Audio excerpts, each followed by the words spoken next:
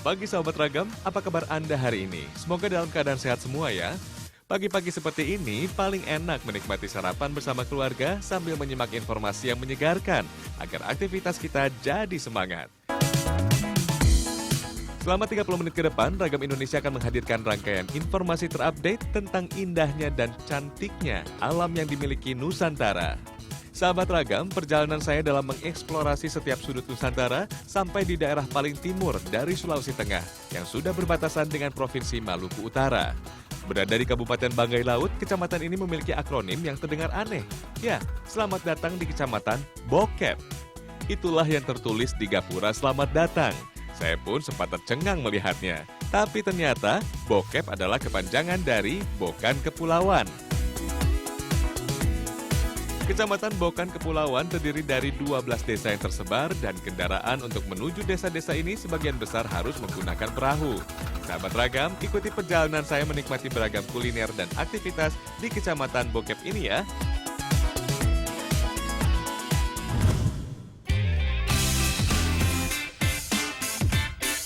Dengan sumber daya alam yang melimpah terutama tentang hasil laut, masyarakat Kecamatan Bokan Kepulauan banyak menghabiskan waktunya untuk mencari aneka biota laut untuk nantinya dijual. Nah, kali ini saya berkesempatan melihat bagaimana masyarakat Bokep mencari sotong. Aktivitas ini mereka sebut dengan nyingkek. Nyingkek adalah aktivitas mencari sotong dengan duduk atau berdiri di tengah laut dengan bersandar pada kayu-kayu yang disusun sebagai pijakan. Lokasinya tidak menentu, tergantung di mana ada telur sotong, maka disitulah akan dibuat tempat untuk nyingkek. Nyingkek sudah ada sejak zaman dulu. Awalnya dilakukan saat cuaca di laut sedang tidak bersahabat. Nah, yang unik, agar sotong keluar untuk mendekat ke lokasi nyingkek, nelayan harus memukul-mukul kentongan, atau dalam bahasa Banggai, toki-toki. Hal ini dipercaya akan membuat sotong mendekat, karena sotong menganggap suara yang keluar dari kentongan merupakan bentuk ancaman bagi telur-telur mereka. Nah, kalau sotongnya sudah mendekat, tinggal siapkan tombak yang ujungnya memiliki trisula kecil dan tajam. Tinggal tunggu waktu yang tepat dan tombak. Sotong pun berhasil didapat. Meski begitu, aktivitas nyingkek ini memerlukan tingkat kesabaran yang tinggi, karena para nelayan bisa berjam-jam menunggu kehadiran sotong ini. Sahabat Ragam, sotong berbeda ya dengan cumi-cumi. Masyarakat Bokan Kepulauan biasa menyebut sotong dengan doku. Nah, setelah melihat aktivitas menangkap sotong dengan nyingkek, kini kita lihat yuk bagaimana sotong diolah menjadi sajian yang menggugah selera.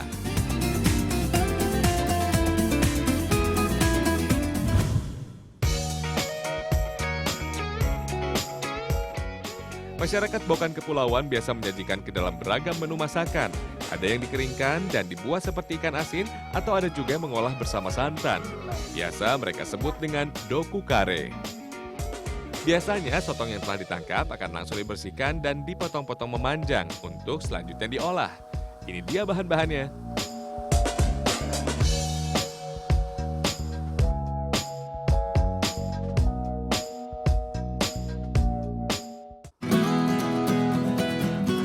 Langsung saja yuk potong sotongnya menjadi kecil-kecil menjadi bentuk dadu. Karena tekstur dagingnya agak kenyal, potongan dadu seperti ini memudahkan kita saat mengkonsumsinya. Selanjutnya, buat bumbunya. Pertama haluskan cabai rawit dan garam dulu, lalu bawang putih dan bawang merah. Setelah itu tomat, diiris-iris kecil terlebih dahulu, tumbuk hingga menjadi halus. Setelah itu panaskan minyak goreng dan tumis serai yang telah dihaluskan dan batang serai. Tumis hingga setengah matang atau hingga aromanya keluar. Lalu masukkan bumbu yang telah dihaluskan. Aduk hingga rata. Tak lupa tambahkan kunyit bubuk agar rasa rempahnya lebih kuat. Selanjutnya tambahkan santan, masak hingga mendidih. Nah, sebelum doku atau sotong dimasukkan, taburi sotong dengan perasan air jeruk. Setelah merata, masak sotong bersama bumbu. Aduk-aduk hingga bumbu tercampur. Terakhir, tambahkan lagi santan dan masak hingga santannya agak mengental. Kalau sudah seperti ini, doku kare siap untuk disantap bersama-sama. Dari tampilannya saja sudah menggugah selera. Saat mencicipi, dominasi rempah akan sangat terasa. Ditambah dengan gurih dan pedasnya bumbu, melengkapi sajian yang satu ini. Sotongnya sendiri memiliki tekstur yang lembut dan sedikit kenyal. Benar-benar sajian seafood yang menggugah selera. Sama seperti seafood pada umumnya, sotong merupakan makanan yang memiliki kandungan kalsium dan protein yang tinggi. Sesekali Anda harus mencicipi sajian kuliner yang satu ini ya. Yummy! Selain ningkek, aktivitas warga Bokan Kepulauan untuk mencari ikan bisa dilakukan dengan memasang perangkap ikan atau biasa juga dikenal dengan bubu. Bubu sendiri terbuat dari potongan bambu yang dipecah kecil-kecil. Tali plastik dan tempurung kelapa sebagai penutup di belakang yang dijalin sedemikian rupa hingga menghasilkan bentuk bubu yang bermacam-macam. Kali ini saya bersama Pak Arjudin akan mengambil hasil tangkapan yang berada di dalam bubu untuk selanjutnya diolah menjadi kuliner khas Bokan Kepulauan. Dengan menggunakan perahu jenis katinting, kami menuju spot bubu dipasang. Biasanya bubu dipasang saat sore atau malam hari, kemudian diambil keesokan paginya. Letak bubu yang akan diambil kali ini tak jauh dari desa dengan kedalaman sekitar 2 meter. Setelah melepas jangkar, Pak Arjudin langsung masuk dan mengambil bubunya. Ternyata sudah ada ikan yang terperangkap di dalam bubu. Ada beberapa ikan kakatua, ikan buaya, dan ketambak. Ikan-ikan hasil tangkapan ini langsung kami ikat dengan tali dan bubunya kita pasang kembali.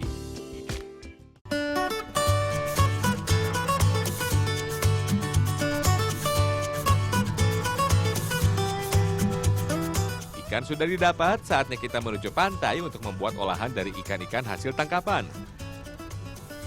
Olahan yang akan kami buat yaitu ondon.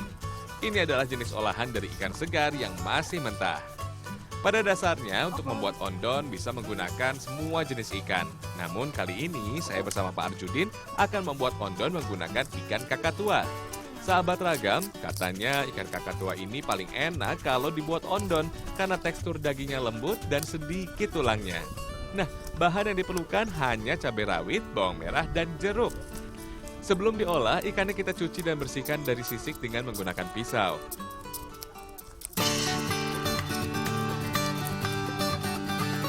Kemudian iris ikan dan ambil bagian dagingnya saja. Bagian kepalanya tidak dipakai ya. Kemudian cuci kembali hingga bersih.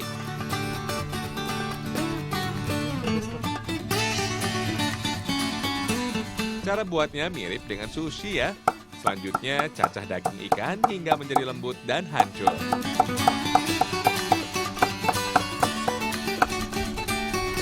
Setelah semua daging ikan dicacah lembut, ambil jeruk dan pukul-pukul agar airnya keluar.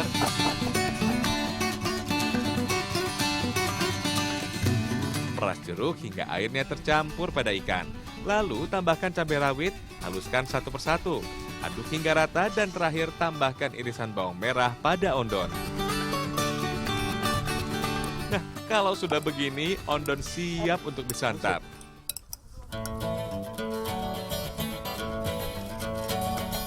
Ondon paling tepat dinikmati bersama kukus, penganan pengganti nasi yang terbuat dari ubi. Saat mencicipi ondon pertama kali, saya merasakan sensasi yang luar biasa. Meski terbuat dari ikan mentah, namun tidak ada bau amis dan rasanya benar-benar enak dan pedas tentunya. Mantap bang. Tekstur dari ikan kakatua memang lembut dan tidak mudah hancur. Sahabat ragam, ondon biasa dijadikan bekal bagi nelayan yang sedang melaut hingga seharian. Jadi setelah mendapat ikan, langsung membuatnya. Sungguh kearifan lokal yang menghasilkan kuliner nikmat.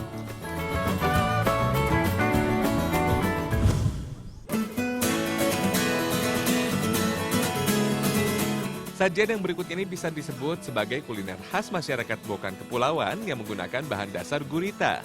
Gurita yang dalam bahasa Banggai disebut kulita diolah dengan kelapa dan bumbu rempah hingga menghasilkan olahan bernama kulita songarai potil. Langsung saja yuk catat bahan-bahannya.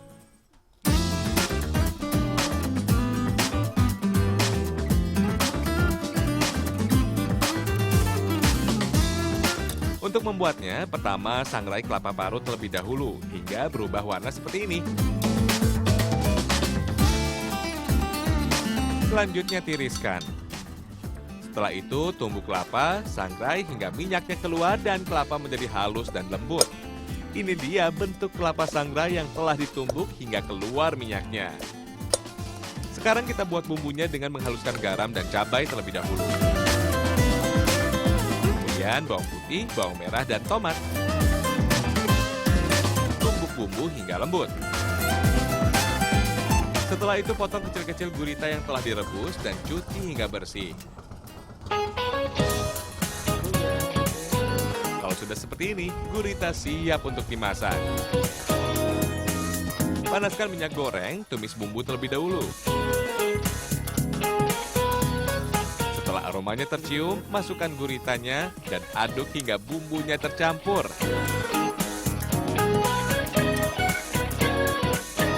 Kemudian tambahkan kelapa sangrainya. Aduk sebentar. Terakhir, masukkan merica secukupnya. Aduk hingga matang. Jika sudah matang, tiriskan dan siap untuk disantap. Tampilan dan aroma khas dari kelapa sangrai akan membuat Anda tergoda untuk mencicipinya. Gulita Songarai Potil memiliki rasa yang khas dengan dominan rasa gurih dan pedas, namun tidak mengurangi kenikmatan dari gulita Songarai Potil. Mantap pokoknya!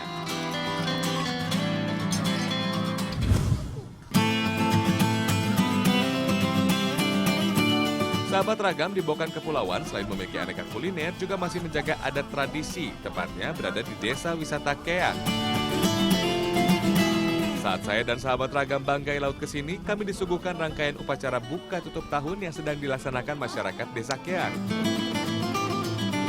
Upacara ini dimaksudkan untuk mengevaluasi tahun yang lalu dan menyambut dengan gembira tahun yang akan datang. Setelah upacara dibuka, dilanjutkan dengan beragam atraksi dan tarian yang ditampilkan di depan masyarakat yang menonton. Ada atraksi bala tindak, yaitu semacam tari perang.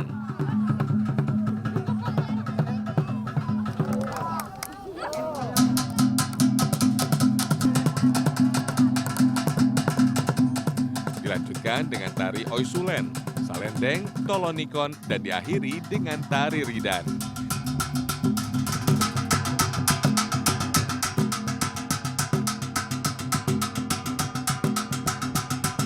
Upacara adat ini juga menjadi ajang bagi para pemuda dan anak-anak untuk unjuk kebolehan dalam hal keahlian budaya yang mereka miliki, sehingga kebudayaannya tetap lestari. Nah, saat menyaksikan upacara adat ini, saya disajikan kue yang cukup unik karena bentuknya seperti terang bulan. Namun rasanya manis dan teksturnya lembut. Masyarakat Bokan Kepulauan menyebutnya kue kalombeng. Yuk kita lihat proses pembuatannya.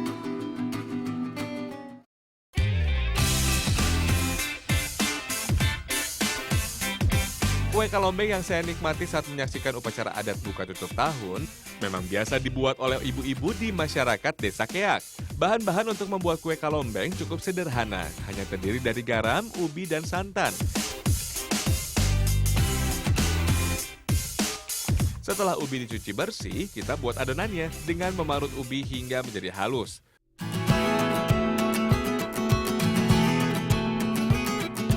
Tambahkan santan dan aduk-aduk hingga rata. Jangan lupa tambahkan garam untuk memberikan rasa pada kalombeng. Setelah itu panaskan wajan, olesi minyak goreng pada wajan. Kemudian ambil adonan dan ratakan serta pipihkan adonan.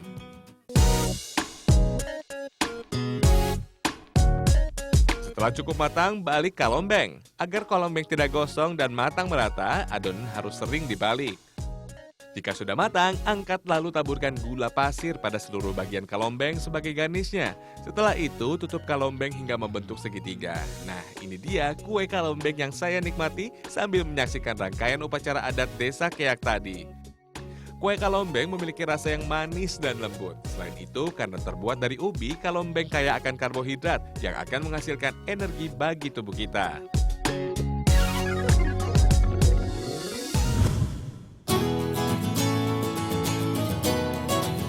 Jika di Desa Keak terkenal akan kue kelombengnya, di Desa Buang-Buang yang masih masuk dalam Kecamatan Bokep atau Bokan Kepulauan ini juga memiliki kue yang sering dijadikan camilan yang enak.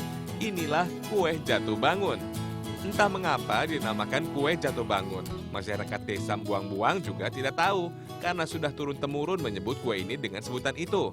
Yang jelas bahan-bahannya seperti berikut ini.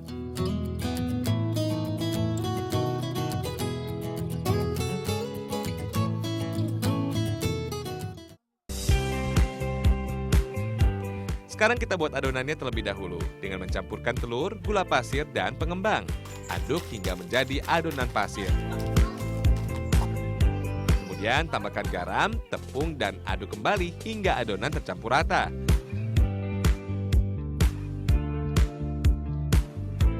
Selanjutnya, iris-iris gula merah dan campurkan bersama dengan mentega. Aduk hingga menjadi adonan yang halus. Selanjutnya, oleskan adonan gula merah dan mentega pada wadah secara merata. Adonan yang ini akan menjadi dasarnya. Kemudian tambahkan adonan tepung di atasnya. Masukkan adonan hanya setengah wadah karena saat dikukus, kue jatuh bangun akan mengembang. Setelah adonan kue jatuh bangun siap, sekarang saatnya untuk proses pengukusan. Kue dikukus selama 30 menit dengan api besar. Jika sudah matang, angkat dan tiriskan, kemudian balik kuenya. Terakhir sebagai garnisnya, beri taburan meses di atas kue jatuh bangun. Nah, dari tampilannya saja sudah sangat menarik dan menggugah selera. Kue jatuh bangun memang sangat digemari oleh anak-anak. Selain tampilannya yang warna-warni, rasanya yang manis dan teksturnya yang lembut, membuat siapa saja yang makan pasti ingin tambah. Tak jarang kue jatuh bangun dijual di sekitar kampung. Biasanya satu potong dijual dengan harga Rp1.000. Meski berada jauh dari keramaian kota, masyarakat Bokan Kepulauan juga memiliki camilan yang tak kalah enaknya, seperti yang ada di kota Bukan. Buat Anda yang suka manis, cocok sekali deh menikmati kue yang satu ini.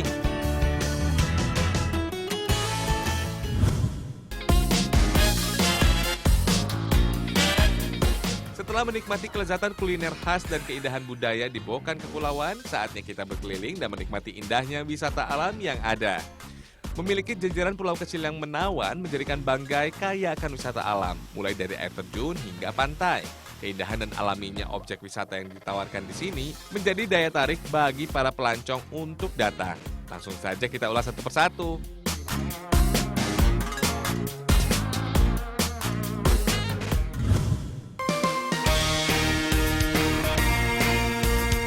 Sahabat Ragam, pulau yang paling besar di Bokan Kepulauan adalah Pulau Melinis.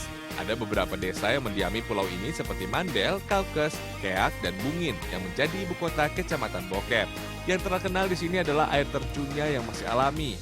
Masyarakat sekitar menamainya Paisu Monggolulon. Untuk menuju air terjun ini, kita harus dipandu oleh warga sekitar karena memang letaknya yang berada dekat dengan hutan, sehingga kita harus berjalan menyusuri jalan setapak dan juga mengikuti aliran sungai yang ada.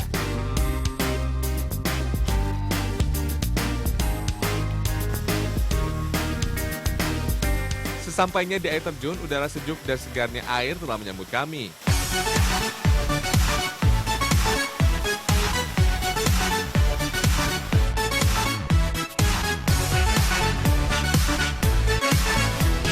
Setelah merasakan dinginnya air dari Paisu Monggolulon, akhirnya kami langsung mandi dan menikmati segarnya air terjun di sini.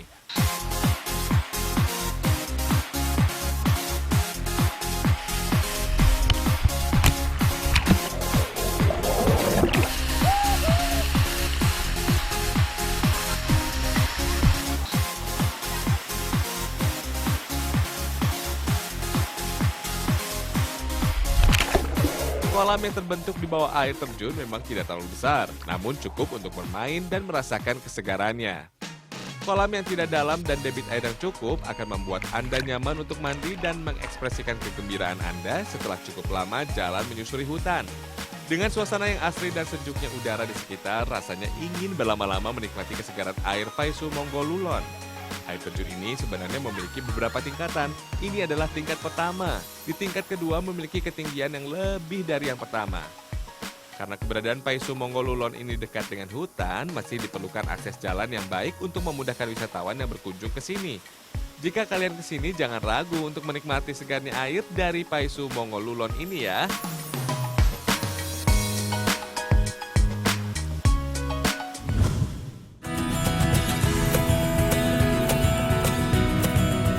Lagi destinasi wisata yang juga terkenal di Kabupaten Banggai Laut, yaitu Pantai Oyama. Berada di Desa Lokotoi Banggai Laut, maka kami berangkat dari Pelabuhan Banggai Laut dengan menggunakan speedboat. Perlukan waktu sekitar 20 menit perjalanan untuk sampai ke sana. Selama perjalanan kita akan disuguhkan gugusan pulau kecil dan tenangnya air laut yang kita lintasi. Saat sampai di Pantai Oyama, hamparan pasir putih yang membentang dan sebuah gugus pulau kecil yang berada di sisi kiri Pantai Oyama menyambut kedatangan kami. Dengan panjang hamparan pasir mencapai lebih dari 400 meter, Anda akan puas berlari dan menikmati keindahan alam yang tersaji. Selain itu, yang saya suka dari pantai ini adalah butiran pasir putih yang halus dan lembut. Air lautnya terlihat bening, pasirnya halus dan tidak bercampur dengan kerikil ataupun karang-karang kecil. Tak mau hanya terpesona melihat airnya yang bening, saya juga ingin merasakan bermain air dan berenang di pantai ini. Selain bermain air, Anda juga dapat melakukan aktivitas lainnya, seperti memancing. Tentunya Anda harus mempersiapkan alat sendiri ya. Jika Anda kesini pada hari Senin hingga Jumat, Anda akan merasakan pantai ini seperti pantai pribadi. Anda bisa dengan puas bermain air seharian. Saat akhir pekan dan liburan, Pantai Oyama akan banyak dikunjungi wisatawan lokal, mulai dari pagi hingga sore hari. Sahabat Ragam, dahulu nama pantai ini bukan Oyama. Menurut masyarakat setempat, sewaktu ada perusahaan kering mutiara, ada seorang supervisornya yang berasal dari Jepang yang bernama Mr. Oyama. Dia sering sekali mengunjungi pantai ini dan berdiam berjam-jam. Karena seringnya dia datang, orang kampung lantas menggantikan namanya dengan pantai ini, sehingga sekarang lebih dikenal dengan sebutan Pantai Oyama. Lingkungan di sekitar pantai masih sangat alami, sehingga sangat nyaman untuk Anda duduk dan menikmati pemandangan yang ada. Untuk sahabat Ragam yang mau berkunjung ke sini, tetap jaga kebersihan dan jangan buang sampah sembarangan. Bawalah sampah Anda sehingga pantai ini tetap terjaga alamnya. Selamat berwisata ya!